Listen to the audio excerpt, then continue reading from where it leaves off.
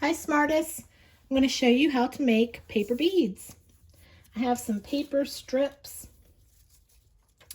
I've worked on making some templates out of some scrap cardboard, but I am still playing around with the template. I'm going to show you what I've done so far. So what you need, a ruler, a pair of scissors,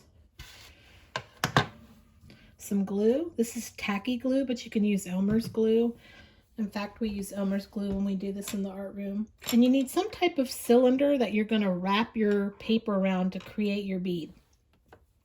You could use a pencil, a chopstick. This is one of the little scratchers that we use in the art room to do the scratch art. These are just like the little skewers you can use when you barbecue. You can also use a toothpick. Now, a toothpick is going to make a bead with a very small diameter hole. If you use something like a pencil, it's going to make a bigger diameter hole. So this would be good if you wanted to make a necklace using scraps of yarn. If you had fishing line, you could use the toothpick or some jewelry beading wire or string. Okay, so where are we? I have scrapbook paper that I'm not using, and I use my ruler to measure it out in 1-inch strips. And what I want to do is turn this 1-inch strip into a long triangle. So what I'm going to do is I'm going to measure it. There's the inch side.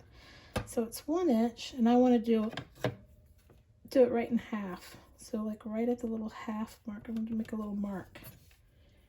And then I'm going to use my ruler as a straight edge and use the straight line to make the side of my triangle. Now this is when I was wishing I was in the art room where I have my rulers that you can see through. At home I just have these old metal ones.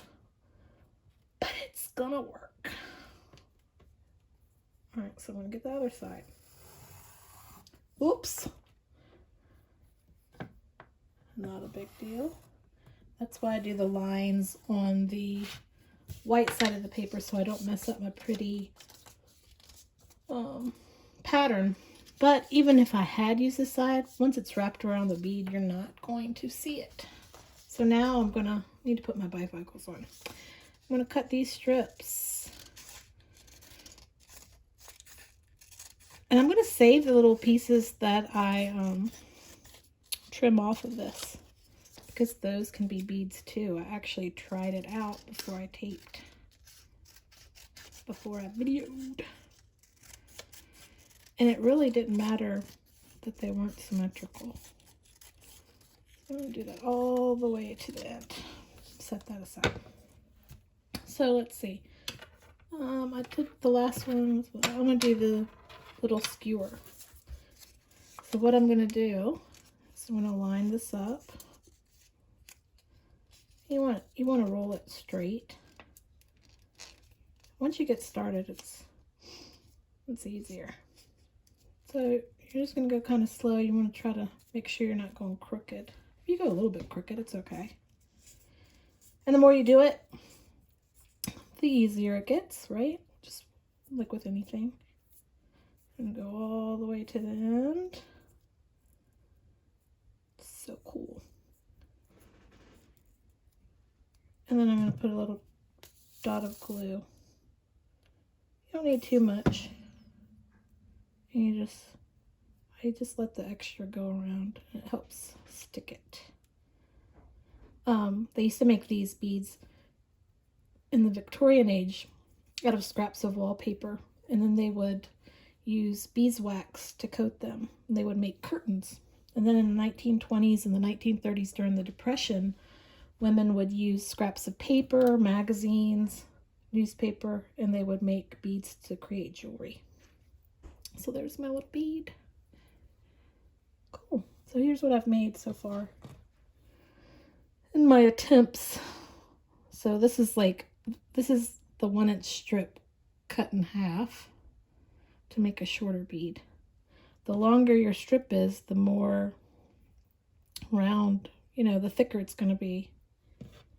And whatever you wrap around, whatever you use to wrap around the bead is going to help you decide the diameter of the hole.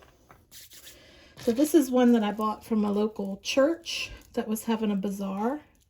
And so these are the paper beads. And then they've used some little beads, probably from the craft store, or even probably from the dollar store you can find them, that they've made a pattern. And they actually, this came with a little piece of paper inside of it that, that explained that they used their recycled church bulletins to create the paper beads.